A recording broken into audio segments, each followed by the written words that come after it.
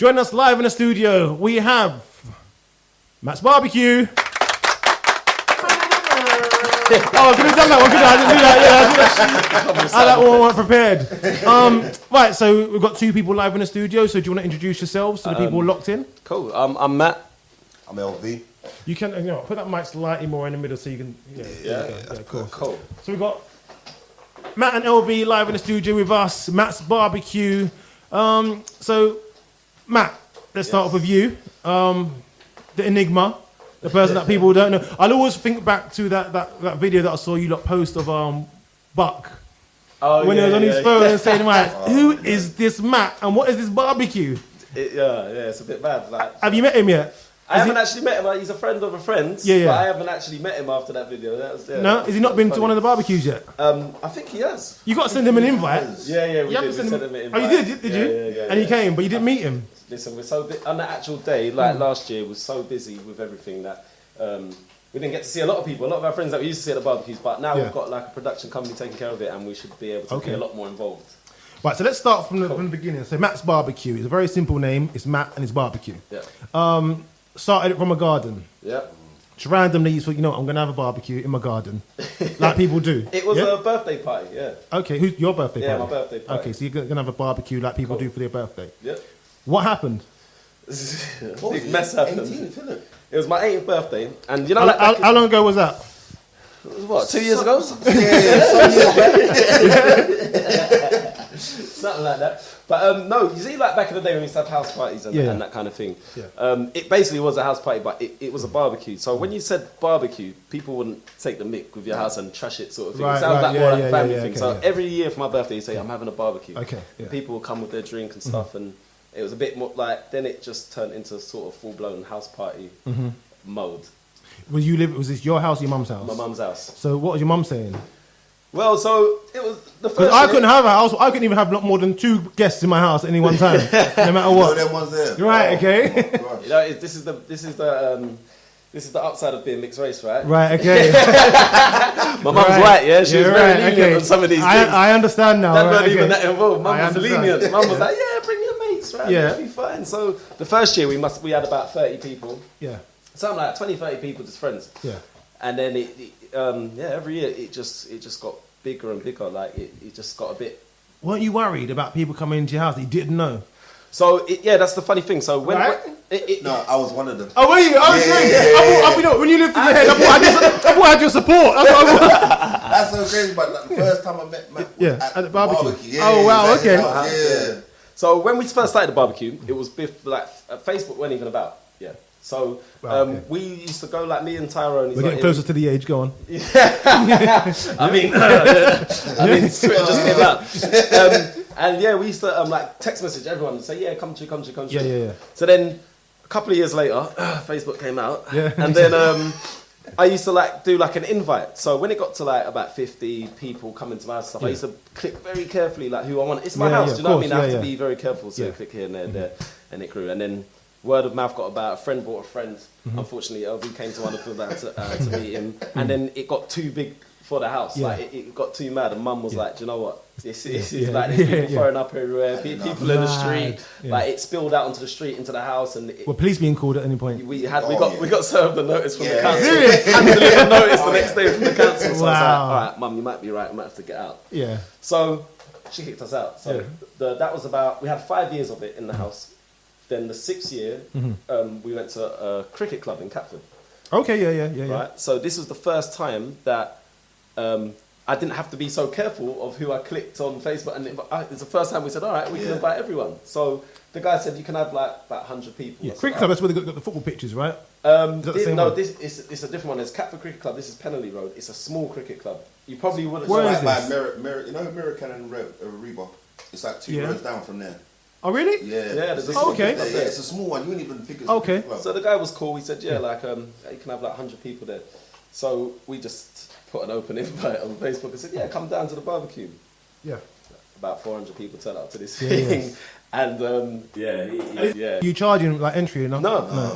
Okay. So we've had the barbecue for many years, probably like 10 years without charging a penny. Do you know what I mean? It was all out of pocket. It was just, Yeah. It started growing and we all started chipping in, like we called in a lot of favours because we used to do parties back in the day, so we knew a lot of DJs and stuff like that that just came and played for free because there was nothing like that happening that everybody can just have a good time without being scrutinised. At this point where it's the barbecue and you're at the cricket club, is it actually is there a barbecue going? Yeah. So who's buying all the chicken? Me. Him. Wow. Okay. So the day that's not cheap. Here what happened before. So 2 days before. So if the barbecue's on a Saturday, on a Thursday morning, I used to go to where was it? Farringdon Meat Market. Right. The meat market down there. I used to go there about 4 or 5 in the morning. Buy boxes of chicken, goat, everything. Yeah. And then we'd have a goat. Yeah. Goat. Who's cooking goat barbecue? It used to go down. I'm sure it did, but you got time. So what would happen is on the Friday we actually had a seasoning party. Okay, right. Wow, parties on parties, you know. This guy needs a party. Yeah. There's a party for the party. You call people up and say, we're having a seasoning party. Man. Everyone come round, bring a bottle. All right, cool. So they come round and literally everyone in the kitchen, hundreds of pieces of chicken and meat and whatever, and you're just seasoning and... That's live though, that's a great idea, but I can't imagine having a seasoning party. Like, who thinks of having a party to season your chicken? That's mad. Well, yeah, I don't know, any excuse. Yeah, exactly. So cool, so you've been doing this for a few years now, and it's just grown and grown and grown and grown and grown. It's a massive thing to the point where I think maybe a couple of years ago I was reading through the Metro on the festival section, and I see MATTSBBQ. So now it's an actual festival. Yeah, so it's a funny thing, like we didn't know that we was coming into the festival world yet. We just throw a party in the park and invite everybody, come and have a good time. But at some point because when you're having to go past the cricket ground, go into bigger fields and bigger fields, eventually it's a festival. And we used to get through by the skin of our teeth. There'll be sometimes like a month before we didn't even have a venue, and we'd literally be like walking around, like knocking on doors, like see a piece of land and go like, who owns this? What's going on? Can I have a barbecue here? And is that when you've got a venue to be disclosed? Does that mean you ain't found a venue yet? Is that what I mean? Secret location. Yeah, secret location, right? When it got bigger and bigger, back in the day, sometimes we had a venue in advance, but we didn't want to tell anyone where it was because we started to realise how big it was getting and everybody would show up. We was like, we released the information on the day. So for about, so it was in the house for 5 years. After that, for about the following 3 or 4 years, we would release the venue information on the day, just so that the right people turn up. If you really want to come, you come, and the people used to find out about it like that. We just say it's in London somewhere, just turn up on the day. So how are you finding it now that you're effectively an established promoter, effectively? What do you have different roles within the team? So you've got a team of people that do things. So what are the roles? There's about 9 of us. We all got different roles to kind of support the barbecue. Yeah. So what are the different roles that you've got? So Matt, he's like the main director. So he just kind of he goes with all the. Man's the director. Something like that. So Matt's the main role. So when he goes to like appointments and interviews, he's the main guy that everyone talks to and whatnot. But if Matt wants to like go further down the line, he says, "Alright, cool, I need this stuff." So we've got a lot of like in-house people that are good. Like, so we're quite lucky that Tyrone is a designer by nature. He designs all our flyers, all our websites. People would have to hire in a lot of people to do different things. Like LV handles our social media. Who else? We've got Dean that does a lot of our sponsorship. Obviously, he emails a lot of people. And gets us some sponsorship sometimes. So Magnum will be sponsoring the barbecue this year. And we've just delegated ourselves different roles within it. Like Dwayne and Sean, they're both firemen. We've got 2 firemen in our crew, so they deal with the health and safety side of things. As you get to bigger festivals, a lot of paperwork, a lot of headache. We've just been really lucky to have a good set of people that are in like various different roles in their jobs in life, which actually help the barbecue. So from designing to health and safety to party promoting. That's saving a lot of money as well, having in-house people. That's crazy. Okay, so what's it like? So do you work? Do you have an outside job? Do you? So how do you juggle that? Well, I suppose it's not that often. I suppose it's only like once or twice. Well, actually, it's more than that now. So So for years I had full time. Like as you know as well, I had 2 jobs. So like I've been plastering since I've been young. I was in construction for a long time. And I used to compete professionally in MMA. So juggling those 2 was hard enough. And then I've since retired from MMA about 2-3 years ago, and then I could concentrate more on the barbecue. The barbecue's making more money than the fighting was. Rather than getting punched up all the time, I thought, all right, this is a bit of a better avenue. But I only stopped working full time this year or last year to concentrate on this because we was having one a year. but now we've gone to 3 a year. So we're having the summer barbecue, the winter barbecue, and an abroad barbecue. How many did you have last year? Was it 3? We had 3 last year, yeah. So you had the winter one, which is at the O2, which looked like it was off. Yeah. I saw some of the footage. Yeah, really good. Mad. How many people was that? 2,000 in there, Jeez. And there was still people trying to get in. Serious? Yeah, because it was a ticket-only event as well. Right, okay. So you couldn't just show up on the door. Yeah. Crazy. And what other one did you have in the grill? Summer barbecue, and we had Jamaica. So last year was the first time we took it abroad. Okay. I had some people in Jamaica that said, why don't you bring this here? Like, so they approached you? Yeah, they actually approached us. How did they hear about you? Because, which is unique about our event as well, about 2 years ago we flew in chromatic sounds. So we fly in Jamaican sounds because I think it's just like the field that we're in festivals, there's not a lot of, or any actually black festivals. Like, and when I say that, you would think, you would say that wireless is. Yeah, but no, if you go to wireless, it's not. Yeah, it's not. You know what? They hire hip hop artists, but it isn't really a black festival. I never even thought of that until you just said it. Yeah, you're right. So I wanted to keep it to that and original, and I thought, do you know what? I take a lot of my inspiration for the production of the party. The best partying I've had in my life is in Jamaica and in the Caribbean in general. And I feel like people are just missing out on it here, and I really want to bring that here. So that's what I was trying to do. So to keep that vibe, I flew in a couple of DJs from Jamaica as well. They heard about it a lot. The buzz got talking. I go there every year anyway, like a couple of times a year, but for Dream Weekend specifically, and it was natural. You say the best party you ever had is in Jamaica. So when I went to Jamaica the time that I bumped into you, you won't know this, but I got rushed that same day. What? By 4 yardies. I think it was 4, maybe even 5. Yeah. In VIP, and I must have run at my gums. VIP? What kind of VIP? I must have run at my gums with some girl, like, innit? Who told me to do that? I said, listen, mind who you talking to? Anyway, before I turn around and see a bag of yardies on me. Well, mad thing. Don't run up your mouth to Jamaican girls. I know, lesson learned. How do you you don't have much problems at your parties, do you? From what I understand. So the common thought would be, black festival, purely, mostly black people, black artists, flying in people from Jamaica, going to be problems. And it's a horrible like misconception that we have to deal with the councils and police and stuff. Exactly. A lot of landowners, like, once you mention, like, a lot of the times when I used to have it, they say, what type of music is it? Yeah, and you know what road we're going down here when they say that. It's so heartbreaking to see that someone will be like, no, like, how in this day and age have we got to a point where people are like, black people trouble? This is such a nonsense kind of misconception. And even though it's a positive, every time we've had it, like last year, the year before, we've had police presence at council, and at the end they've gone, oh, that was really good. That was really well. Like they're surprised that it was a good party.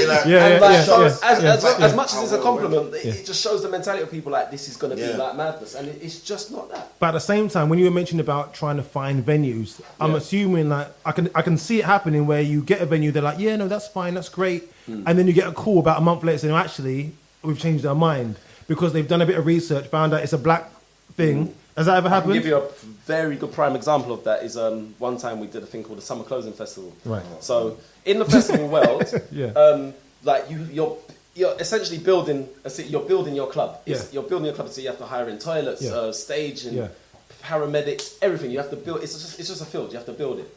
So everything that you hire is a minimum week's hire. So you hire a stage, you hire toilets, and all this. You've got to hire it for a week. So a lot of festivals, like you see with Garage Nation and One Dance, Wireless is 3 days. Most festivals are more days to split the cost. So one festival, which is a very white festival, or like some sort of electronic house thing, approached us and said, do you want to do day 2 of our festival? We'll split the cost, blah, blah, blah, blah, blah. I said, cool. They already have the festival in place. It was already, everything was good. So we joined, put out a promotion. The landowner caught wind of our one and was like, okay, cool, we're having a day 2. When they saw, we had... I think it was specifically, which is very fun now because he's doing so well. Specifically, we had Getz on the lineup, and we had Feki, a few like grime artists. He pulled the whole show. Even the day one pulled the whole thing. He said, "This isn't the type of thing I want on my land." But those are hardcore artists though. Like you got to whiten it up a bit. It's true, but we shouldn't be at that level. No, you're right. You're right. The funny thing is, what kind of conception is that of grime? Because the grime, when we was younger, grime was a thing. Now, if we go to a grime show now, guarantee you 70% of that crowd is 18 and white. 100%, yeah. It's like, I don't like, because the artist is black, it doesn't mean that they're going to be black. And it's not a bad thing to have a black crowd. Like, we need to get past this. It's just nonsense.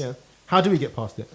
Do you know what? By shows like ours happening, councils and police and stuff realise that, okay, it's not bad. It shouldn't have had I don't know where the bad rep came from, but it's not bad. And these things happen, they go through. And you've got things like Glastonbury and all these things where people actually die. at these festivals. Taking loads of drugs, all this stuff. And not highlighting, exactly, not highlighting as well, The press is good, and we've had a good few shows on, like, do you know what I mean? Like, if you just highlight the good of these shows, like us getting in the Metro was a big thing. It opened the eyes to a lot of these sponsors are getting on board and say they love the story. They're like, oh, wait, it started in your, like, we had, it's now grown to, I think last year we had 6,000 people there. Jesus, that's and crazy. People like the story and it's starting to come on board now. But there's a misconception of it before as, oh, this is some black party and there's going to be trouble. Do you have a PR person in your team? We don't actually, no. That might be the answer to that. Yeah, true. There you go. See what I mean? Commission. Don't just drop gems. PR, send your business cards to www.MATTSBBQ.com. So you've stopped working because you're focused on this. You've got the free parties. So you had Jamaica and the grill. How did that go, by the way? I went. Do you know what? It's and this is. Were you there? Okay. This is what I mean by like how the different obstacles you have to do. So like I'm so used to the bad press and getting past the councils and whatever in England. When I had it in Jamaica, it was like, "Oh, you want a party? Yeah. Someone there. And there's no help and safety, is there? Easy. It was the easiest thing I've ever done in my life. Just set up the party, no hoops to jump through, and everybody loved it. And it was a really good turnout. So this year now, you're doing Jamaica again? No, so we've stopped to fire Ibiza this year. Okay, so it's a swap. So are you going to do Jamaica again, or are you? Do you know what? I feel like we should because it's so easy, and a lot of English people are there now for Dream Weekend anyway, so it kind of makes sense. Was it at the same time, a Dream Weekend that you did it? Yeah, so ours was in the same sort of week as Dream Weekend. Just 2 days before. Oh, okay. Oh, right. So it's like a nice welcome so pre-Dream Weekend party. Okay, cool. Yeah, smart. So I think our idea now was to keep moving it country to country, see if we can do a little tour. So we had Jamaica last year. Ibiza for this year. And there's some good things in the pipeline. I didn't want to let it out. Okay, so here's the thing. Have you got any more radio interviews lined up? Not at the moment, no. Okay, cool. So what you just kept secret there, now you've got to give me the exclusive on that. Of course. No, not of course. Now, like, I need to know what's going on. What's happening? Bring us back. You gotta bring us back. I'm busy. The rest of the weeks are booked up. I can't bring you back. Let's get through Ibiza first. All right. What did you say? Dubai? Oh, no. So Ibiza is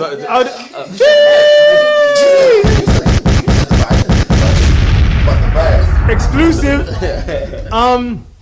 So is that the plan? So you've got the summer party, the winter party, and the international party. Yeah. So every single year, one international, winter, summer, and that's how we want to keep it. Like, there's a lot of opportunity. Like, people saying, "Why do you do this?" But you don't want to overkill it. You want to look forward to something. That, I think we're going to stick to the free for the year. No, it makes sense. You also do much more than just do the parties. You also have the thing that you do in terms of helping the homeless. That's it. Yeah. Talk to me about that. What's that you do? So this really came about is because how the barbecue started and stuff. It wasn't a business venture. Do you know what I mean? It was just for fun, and we're doing it. So when it actually got to the point where it's getting too expensive now for us to put on ourselves, we started charging like a $5 a ticket is when it first started. Yeah. And people even complained about that, you know. But it got to a point where I think the first year we charged, we had about $1,000 or $2,000 left over, profit. Yeah. There's like 9 of us in the crew. There's no point in splitting it up. So we said, what should we do with this? And we thought, you know what? Because the community has blessed us with showing up and having a good party and there's no trouble in this vibes, let's just put it back into. So we thought, how can we do that? I think the first year we donated it to London's air ambulance because of the whole knife crime thing, and a lot of that they say we take that stuff for granted, but it's not even funded by the government. There's a straight donation, there you go, there's a check for boom. Yeah, so we just donated that to them because I didn't realise it was actually a charity. It's not, the government doesn't fund it. No. It's like they do it out of their own pocket and stuff like that. And just other ways that we could just give back to where we're from, like right now, like we're down the road in New Cross, we did the homeless thing, like because it's somewhere where I've grown up, and every day I walk past, everyone's got that sort of spot in their local town where you know where the homeless people hang out, and you feel sorry for them, and it just comes to me one day, just thinking, how can we give back and help? And I thought, you know what, Christmas is becoming a bit, we're getting too old for it's just whatever. So more than anything, they appreciate the company. So we go down there, we set up the barbecue on Christmas Day. Yeah. Oh, there's a barbecue there as well? Yeah, so we keep the thing, I literally wheel my barbecue down there and we cook food. Well, we've got like the jerk, we've got the whole jerk panel. Is that what we got? We got that little oil drum thing, we take it down there and set up. I think it's like pretty much illegal. It's not an official thing. They say they're not allowed. So no one's ever stopped you? No policeman walked past and said, "Listen, where's your license?" No, I think because they could do, but in my head, it's like if you do, you just got to be I'm ready to stand and fight all day. If you're gonna fight me about like helping out people that need help on Christmas Day, then you're just an idiot. Like, you just gotta have a bad spirit about it. You can't stop that, man. I can imagine it happening, you know. I've seen videos of it online in America and stuff where people like feeling homeless and like police come like, you need this license, you can't do that, you can't do that. It's like you just got to. But then saying that health and safety, you feel you health and safety hat on, you feed a homeless person, give him salmonella. He's getting more than just chicken. He's getting money out of you. So protect yourselves. True. Okay, so Matt, you were saying also that you were fighting before and you quit fighting. You've also gone into commentary now? So after the fighting, I do some commentary as well on the fight shows. What's that like, and how did you get into that? I got into that because of just my long time in fighting, really. My older brother was like one of the first people fighting in this country, so in MMA, when people didn't know what this is pre-McGregor, this is 20 years before Conor McGregor was about and all that kind of stuff, and people didn't really know what cage fighting was. That was our venture. Like, me and him used to fight a lot, and we've just been around it so long that we just got the knowledge, so people call us in and asked us to commentate on the shows. All right, do you prefer the commentary or do you prefer the fighting? I miss fighting, man. I loved fighting, but at the moment in this country, it hasn't got enough exposure and not enough money in it. A lot of fighters, they're out of pocket, man. Like serious. They do it because they love it, and if you stop loving it that little bit, there's no point in doing it anymore. He's not retired. Let me put it like I'm real tired. He's not retired. I'm real tired. I'm Jay-Z retired. Elvie, what about you? You thought about going to martial arts, mixed martial arts? I thought about it, but you're a big boy. You can do it. Yeah. So basically, I've gone training with these lot now. And, you're training now, yeah? Oh, so you still training? No, I've gone training with them. Oh, okay, yeah. Came to Trojans. I came training with them. So I thought, I could do this. And then I think at the time Brady was fighting. Yeah. And Matt's like, get in there, give him a round, see how it goes. So I thought I was Mayweather, so I got the hand down, jab. Yeah. Matt's like, block. I said, I don't need to block. I got this jab. And then Ray hit me right between the eye and the nose. Yeah. And I blacked out. And since then... No, all right, let's not spice this up. He got jabbed. Jab. One jab, boom. Little jab. He was gone. But what gloves are you wearing? The 4 ounces or are you wearing a proper like 16 ounces? It was big boxing gloves. Oh, no. Big old boxing gloves. It was initially his fist and a little bit rough. That was it. But, he got jabbed and never came back. that's wow. Okay. It can happen. I do think about it. I do want to do something serious. Yeah? It's in the pipeline. We'll see what happens. All right. Are you doing any form of training at the moment? Well, just weights. Just weights. Liver training. I do no cardio. No cardio. Liver with Ciroc. Okay. Anything? So what we covered now? So we covered the fact that you've got the IBF happening this year. Yep. When is that happening? That's September the 20th to the 23rd. Okay. Have you got live? So was it last year or the year before that you started having live acts? Or was it even before that you started having live acts? So this is an interesting concept actually of the party itself. My thing is that we've been approached by a lot of people, and you could get artists and they would draw big crowds and things like that. Yeah. But what I love about the barbecue is, like what I love about Dream Weekend and stuff like that, is essentially it's a party. What I don't actually like is stage shows. Because it's not a party anymore, is it? Like when you've got artist after artist, it becomes like, okay, everyone's just standing up. At Dream Weekend, I've got no clue who's performing. I've got none. Watch the stage. Yeah. That's what we've got. So niche, because it's literally just DJs. People it's just good music throughout the whole day. So what we try and do is try and get the best DJs that are in the game that you can get. So when you go into genres in we've had Shawnee B, we've had a lot of we just go to the top hosts that you can get and top DJs that you can get. But it gets to a point where you're thinking we should have artists. And it can happen, but I just really don't want it to turn into a stage show. I just love the interaction. When you've not actually got a lineup and waiting on who's next on, everybody interacts on it, but it becomes just a giant party essentially. So last year we had P Money, we had Stylo G. But these were all, I didn't even announce them. They're secret acts. So that's what I'm gonna keep that theme. We're always gonna have artists, but I'm never gonna announce them and tell you what time they're on. They're just gonna come out. Oh wow, okay. So on a Tuesday between 6 and 8, I've got a show that is purely unsigned and independent artists. Okay, so not big names you may never heard of before, but maybe names that you've got tracks that are actually better quality than the tracks that are in the charts and such. Would you ever take on artists such as those, that not big names, but have them as unsigned artists performing? So yes, this is actually something we looked into this year. So we've been speaking to Spotify and a couple of people. We've got Spotify to me. To me. well, let's do it. Let's make this work. Let's make this work. Oh yeah, we're gonna bomb. And another one. Good luck. an idea that we've been speaking about, thinking of having an up and coming artist talent. So a tent within the festival where if that's what you want to go and see live music, because a lot of people do. Because I love festivals where you got different parts to explore. Yeah. We want to have a tent for up and coming artists and stuff to showcase themselves and for some live music, because I do love live music, and that's the best way to do it, I think. You two need to talk. So how do these artists get in touch with you? They can email the info@mattsbbq.co.uk, send all inquiries there, or contact us in a DM in Instagram, and we'll get back to you. Cool. Okay, so the Ibiza weekend, though, that is taking place when? The September the 20th to the 21st. Okay, and people want tickets for that to get down there. What do they do? www.mattsbbq.co.uk. You'll see all the information for the 3 parties a year that we put on. You'll see it on the homepage there. Cool. And there's also going to be a winter party again? Yep. Yeah, and that's going to be O2 again? No. Ah, where's that going to be? Do we know yet? So we've got great plans for the... Is that the secret location? It is more secrets, okay, more secrets. I mean, the Indigo one us back, it went really well and stuff. But to me, it's not kind of the route I want to go down, because you could just essentially, it's just a party. It was a great party, but I'm trying to create something a bit different. And I feel for a long, long time that in London, New Year's has been dead. Nobody's got anything to do. New Year's Eve has been the worst. Me and the boys, we actually travel to different cities every year. It's a little thing that we do. New Year's is major dead. Yeah. It's so dead. Yeah. So we want to try and we've got some great plans. So this year will be New Year's Eve. Cool. And it's going to be something very, very different. Cool. Is there anything that I haven't covered that I should have? Well, do you know what? Yeah, we've spoke about all the good stuff of the barbecue and how it's going and stuff. But some of the trials and tribulations that if you're trying to do an event like this, that you will come across. And we've had to sort of learn on our feet very quickly that you're going to come across institutional racism. It's going to hit you hard.